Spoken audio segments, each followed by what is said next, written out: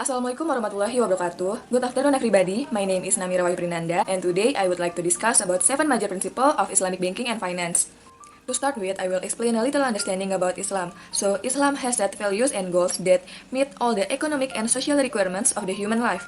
The Islamic laws are known Sharia, that means clear path, in the present is banking system is against the principle of Islamic banking. Then, I will mention 7 points about major principle of Islamic banking and finance.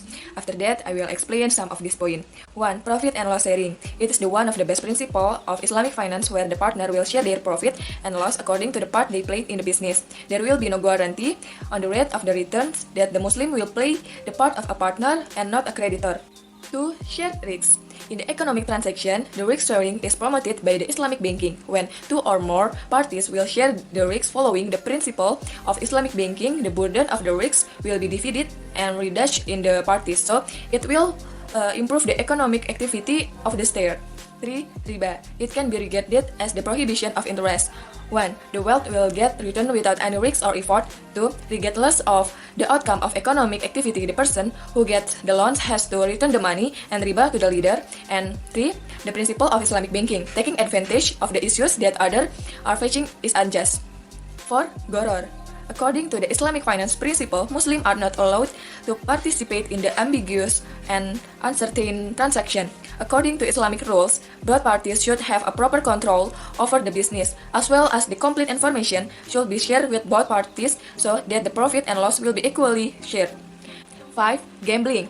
In Islam, the acquisition of wealth through evil means or participation in gambling is prohibited. It will protect from the conventional insurance product because that is a type of gambling. On the other hand, Islamic banking works in takaful that involve mutual responsibility and shared risks.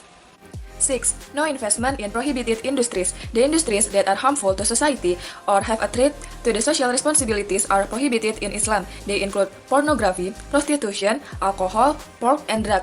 According to the Islamic finance principle, you are not allowed to invest in such industries. You cannot even participate in the mutual fund that will help the industry to flourish. 7.